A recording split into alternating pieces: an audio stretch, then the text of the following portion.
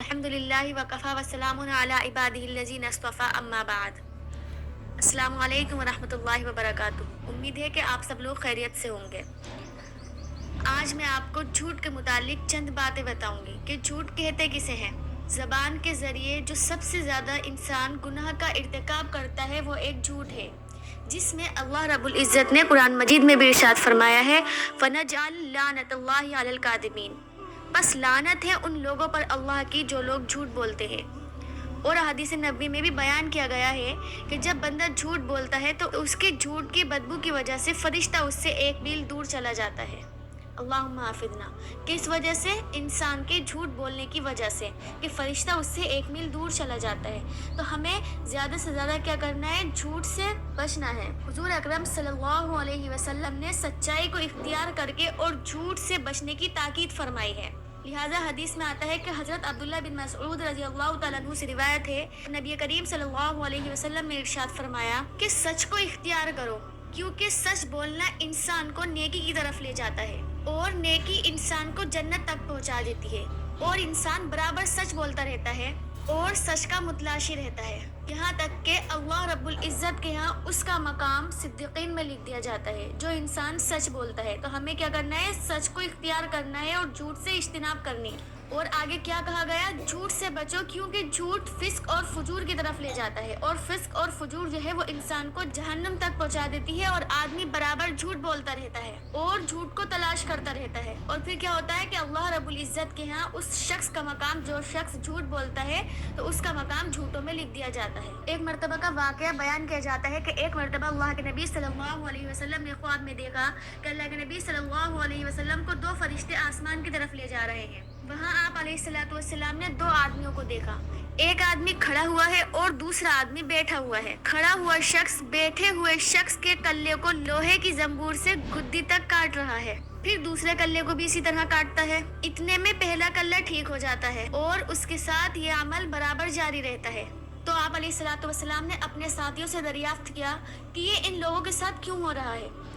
تو انہوں نے جواب دیا کہ یہ ان لوگوں کے ساتھ اس لیے ہو رہا ہے کہ یہ دنیا میں رہ کر بے انتہا جھوٹ بولا کرتے تھے، جھوٹ سے اجتناب نہیں کیا کرتے تھے، اسی لیے اللہ رب العزت ان کو یہ سزا دے رہا ہے۔ کس وجہ سے؟ جھوٹ بولنے کی وجہ سے۔ اللہ ہماری زیادہ سے زیادہ جھوٹ بولنے سے حفاظت فرمائے۔ رسول اکرم صلی اللہ علیہ وسلم نے مذاق میں بھی جھوٹ بولنے سے منع فرمایا ہے، اور اس شخص کے لیے 3 مرتبہ بددعا فرمائی ہے، اور فرمایا ہے کہ جو شخص لوگوں کو ہنسانے کے لیے جھوٹ بولتا ہے اس کے لیے بربادی ہے، اس کے لیے بربادی ہے، اس کے لیے بربادی ہے۔ آج کل ہم لوگوں کے یہاں یہی تو ہوتا ہے، یہی تو چل رہا ہے کہ ہم لوگوں کو ہنسانے کے لیے حتی الامکان جھوٹ کا استعمال کرتے ہیں۔ اگر کوئی انسان موڈ آف کرے ہوئے بیٹھا ہے، اس کا موڈ خراب ہے، تو اگر کوئی شخص آ جاتا ہے تو اس کا موڈ صحیح کرنے کے لیے، اسے خوش کرنے کے لیے انسان جھوٹ کا استعمال لیتا ہے، جھوٹ بولتا ہے اسے خوش کرنے کے لیے، جبکہ اللہ کے نبی علیہ الصلوۃ والسلام نے 3 مرتبہ اس شخص کے لیے بددعا فرمائی ہے جو لوگوں کو ہنسانے کے لیے جھوٹ بولتا ہے، اور مذاق میں بھی ہمیں جھوٹ نہیں بولنا چاہیے۔ رسول اکرم صلی اللہ علیہ وسلم نے جھوٹ بولنے کو خیانت قرار دیا ہے۔ ایک حدیث میں ہے، یہ بڑی خیانت ہے کہ تو اپنے بھائی سے گفتگو کرے جس میں وہ تجھے سچا سمجھتا ہو، حالانکہ تو اس شخص سے جھوٹ بول رہا ہے۔ تو اس بات سے بھی ہمیں کیا بات واضح ہو رہی ہے کہ ہمیں مذاق میں بھی اور کسی کو ہنسانے کے لیے بھی جھوٹ نہیں بولنا چاہیے، جھوٹ کا استعمال نہیں لینا چاہیے۔ لہٰذا جھوٹ بولنے کا منافق کی خاص خصلتوں میں بھی ذکر کیا گیا ہے۔ چنانچہ ایک حدیث میں ارشاد فرمایا گیا ہے کہ منافق کی 3 علامتیں ہوتی ہیں، منافق کے اندر 3 خصلتیں ہوتی ہیں۔ نمبر 1، منافق کی علامت کیا ہے کہ جب وہ بولتا ہے تو جھوٹ بولتا ہے۔ نمبر 2، جب وہ وعدہ کرتا ہے تو وعدہ خلافی کرتا ہے۔ نمبر 3، جب اس کے پاس امانت رکھی جاتی ہے تو وہ اس امانت میں خیانت کرتا ہے۔ تو یہ 3 علامتیں منافق کی ہیں، جو کہ آج مسلمان کے اندر تینوں علامتیں پائی جاتی ہیں۔ انسان جھوٹ بھی بولتا ہے، اور کیا دوسری کیا؟ وعدہ خلافی بھی انسان بہت اچھی طریقے سے کرتا ہے، اور تیسری کیا؟ جب اس کے پاس کوئی امانت رکھی جاتی ہے تو وہ اس میں ہاتھ ڈال دیتا ہے، اس میں خیانت کرتا ہے۔ تو یہ علامتیں تینوں منافق کی ہیں، تو ہمیں ان تینوں علامتوں سے بچنا چاہیے، اس خاص طور سے جھوٹ سے بچنا چاہیے۔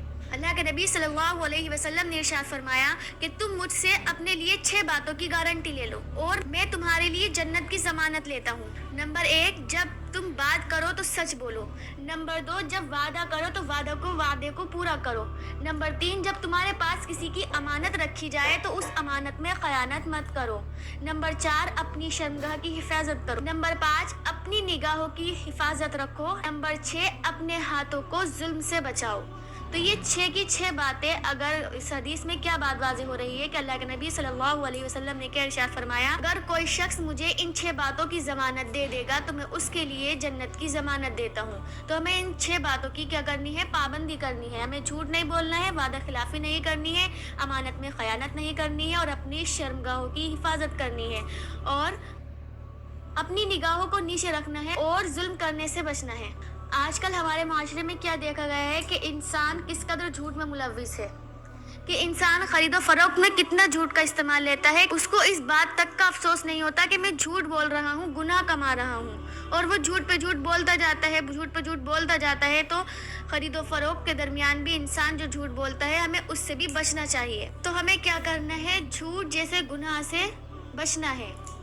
अल्लाह रब्बुल इज़्ज़त हमें झूठ जैसे गुनाह से बचने की तौफीक अता फरमाए। आमीन। अस्सलामु अलैकुम व रहमतुल्लाहि व बरकातुहू।